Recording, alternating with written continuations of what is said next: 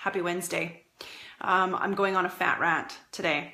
And because I am so, I don't even have words for it.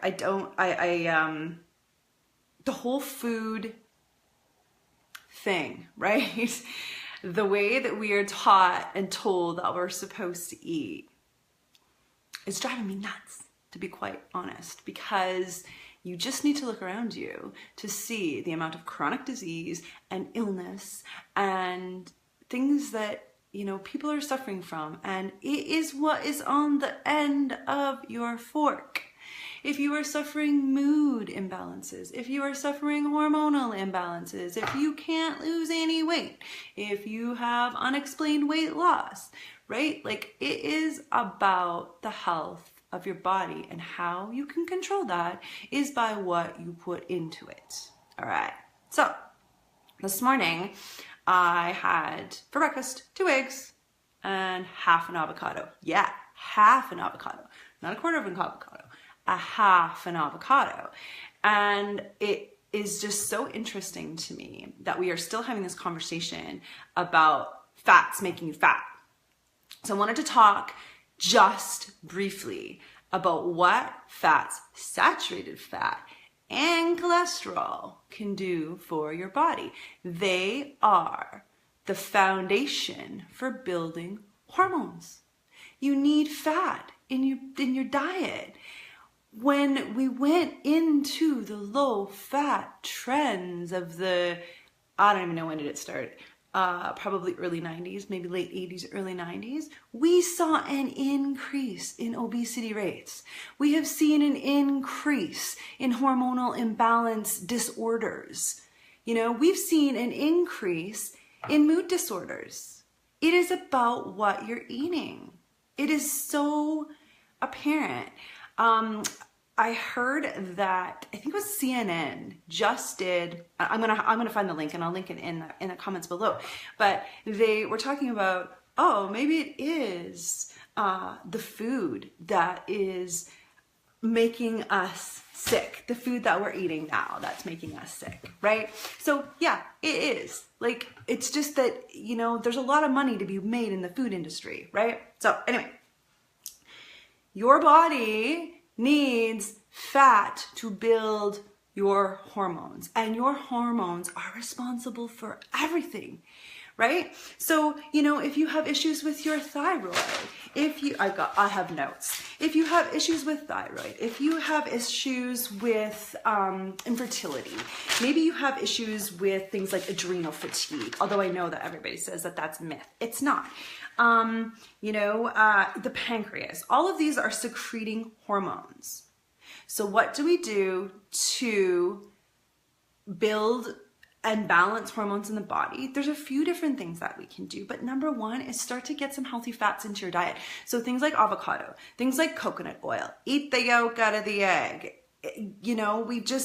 We've gone so far in the worry of having a body that isn't the size that the diet industry says, that we think that fat's making us fat. It's not.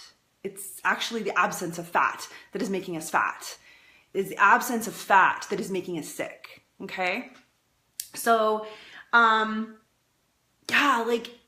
thing is that even if one area of your body, if you just have a slight shift in, any of those hormone producing areas of the body that I just mentioned, right? It has the potential to shift all areas of the body, okay?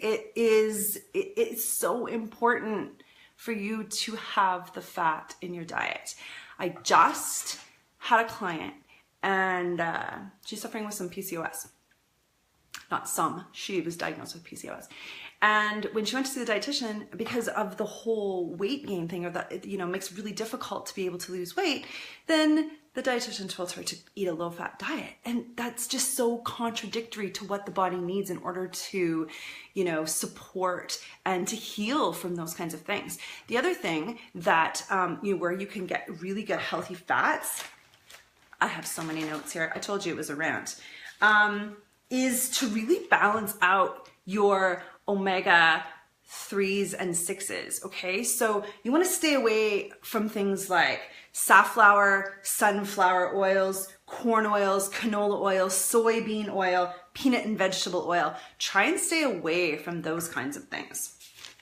You want to instead add into the diet things like wild fish, flaxseed, chia seed, walnuts, grass-fed animal products, all of those things that have good, healthy omega-3s in them, okay? You want to improve your gut health. I've also been on a rant about improving gut health and really increasing the health of your gut microbiome and the flora that grows in there, right? When you have good gut health, when it is healthy in that area of the body, then, you know, your mood is better, you sleep better. Things like autoimmune disorders are starting to, you know, be healed. I hate to use that word, but it's true. You know, the symptoms are gone when you start to look after the health of your gut. And how do you do that? You increase the healthy bacteria. How do you do that? You do it by reducing things like processed foods, sugars, alcohol, caffeine, stress. You know, the typical 2017 lifestyle is not conducive to living a healthy body, okay? You want to do things like, well, your exercise, right? Exercise is really important too, even for helping hormone health and, you know, decreasing excess fat in the body. Specifically interval training, right? HIIT training, things like that, especially as we get older, right? It becomes harder. It does. It becomes harder to lose weight. I thought that was a myth, but it's not. It's true.